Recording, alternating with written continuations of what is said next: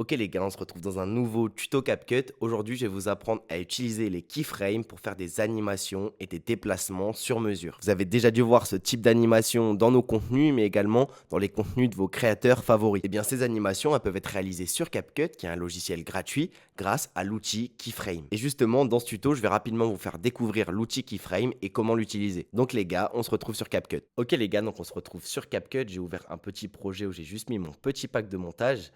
D'ailleurs, les gars, le lien du pack est toujours et sera toujours dans notre description.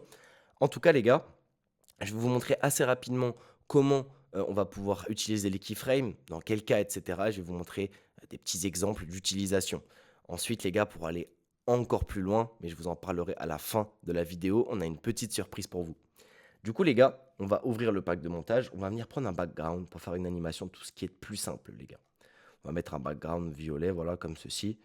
On va quand même venir se mettre au 9/16e qui est le format pour les réels, pour les contenus verticaux. Donc les gars, imaginons que maintenant on veuille, voilà, on va prendre par exemple dans notre pack les éléments juste ici. On va prendre un au pif. Voilà. Ce petit businessman, les gars. Imaginons que on veut que ce petit businessman, il arrive comme ça et qu'ensuite il parte comme ça et que quand il parte, il y ait des billets par exemple qui arrivent ou autre chose. Et bah, vous allez me dire, on peut essayer de voir avec les animations ici. C'est vrai qu'on peut mettre cette animation-là, glisser vers le haut, et après on pourrait en mettre une glissée comme ça sur le côté. Mais en fait, vous n'allez pas avoir exactement la main sur ce que vous voulez faire, sur ce que vous voulez faire, pardon. Et le jour où vous n'avez pas les animations, bah, vous ne pouvez pas le faire. Donc, en plus de ça, ça vous permet déjà de faire sur mesure vos animations. Et au-delà de ça, là, si on met cette animation-là, elle est assez smooth, mais vous n'allez pas pouvoir jouer avec quelque chose qu'on va voir juste après qui va rendre avec les keyframes vos animations encore plus smooth. Donc là, on va enlever les animations et je vais tout de suite vous montrer comment utiliser les keyframes. Donc là, les keyframes, les gars, vous allez les repérer. C'est voilà, une image clé, donc c'est une keyframe. Juste ici, vous en avez à plein d'endroits. Et en fait, là, on peut voir que c'est pour pivoter. C'est-à-dire qu'en fait, on peut faire des animations de pivot avec les keyframes.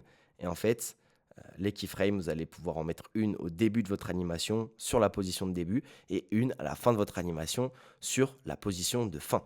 Donc typiquement, imaginons que juste ici, on souhaite faire comme on avait dit tout à l'heure, donc monter le personnage et après le faire partir sur la droite et faire arriver des billets au même moment. Eh bien, on va se mettre une keyframe sur l'axe XY. On ne peut pas mettre juste sur l'axe Y pour le faire monter, donc on met sur les deux. Donc là, ça serait au début du mouvement. Hop, là on laisse un petit peu la barre chargée pour se mettre à la fin de l'animation. Et on replace une keyframe. Là, bah, vous allez me dire, ça bouge pas. Mais ce qu'on va faire, c'est qu'on va venir se mettre sur la première keyframe, qui est l'image de début de l'animation. Et on va venir placer notre élément, là on veut qu'il soit placé au début. Donc typiquement, juste ici. Voilà, là on a notre animation. Après, imaginons qu'on veuille que pendant une petite seconde, elle reste comme ça, et qu'après, à partir de ce moment-là, où on a fait pause, bah, elle commence à partir sur la droite. On va pareil, revenir mettre une petite keyframe juste ici, attendre un petit peu, remettre une keyframe là, et déplacer notre contenu là on veut qu'il soit déplacé. Là vous avez vu, je l'ai fait à la main, donc c'est difficile de le déplacer tout droit. En fait là il a un peu bougé sur l'axe Y également, mais comment on va venir vérifier ça? C'est que là, la position X elle est à 0 et elle a bien bougé. Par contre, on voit qu'ici le Y à la fin on est à moins 371 alors qu'avant on était à moins 344. Du coup on va tout simplement venir mettre 344. Voilà les gars, donc là pour l'instant on a l'animation comme ceci. Voilà. Et on va pouvoir ajouter par exemple au moment, bon j'avais dit des billets, mais on peut ajouter plein de choses les gars. On peut ajouter par exemple ça, cet élément-ci. On va venir le mettre à l'inverse, on va l'inverser pour que ça arrive de l'autre côté. On va le grossir un petit peu. Voilà. Et on veut que ça fasse comme ceci, une animation un peu comme ça. On va venir le placer comme on veut qu'il soit placé à la fin. On va voir, donc ça serait au moment où ça bouge. Donc si on veut que celui-là, il parte en même temps que l'autre arrive, on va venir se placer sur les mêmes keyframes. Donc là, ça serait la keyframe de début. Et ici, ça serait la keyframe de fin. Donc on vient se positionner comme ceci. Et là, on fait pareil que pour l'autre. Sur la première keyframe, on le déplace comme on veut que ça soit déplacé. Et là, on a notre animation. C'est pas très smooth, vous le voyez. Mais donc, je vais vous dévoiler une petite technique. En fait, vous allez pouvoir venir jouer ici avec cette petite fonctionnalité montrer l'animation des images clés.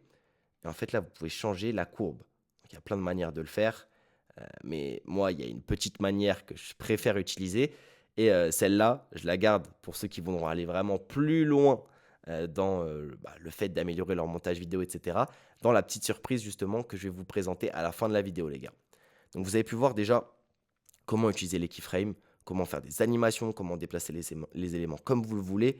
Bien sûr, les gars, comme je l'ai dit, c'est disponible pour tout ce qu'il y a là. Donc même si vous voulez, par exemple, qu'elle fasse un 360, cet élément-là, on va venir mettre une keyframe au début, une keyframe à la fin du 360, et tout simplement, les gars, on va venir le faire pivoter. Voilà, comme ceci. Et là, on a fait un petit 360. Voilà, les gars. Donc, c'est pour vous dire que vraiment, vous pouvez faire tous les mouvements que vous voulez sur mesure grâce à cet outil des keyframes.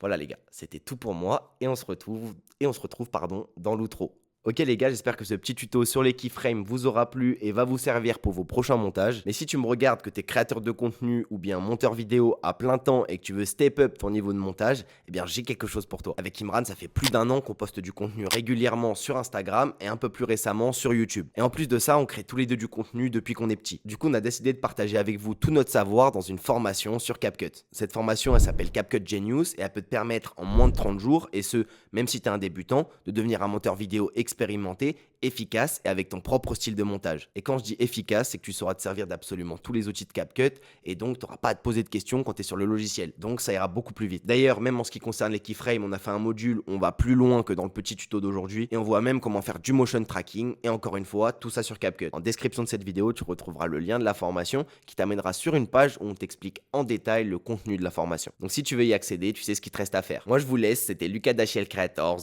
Ciao.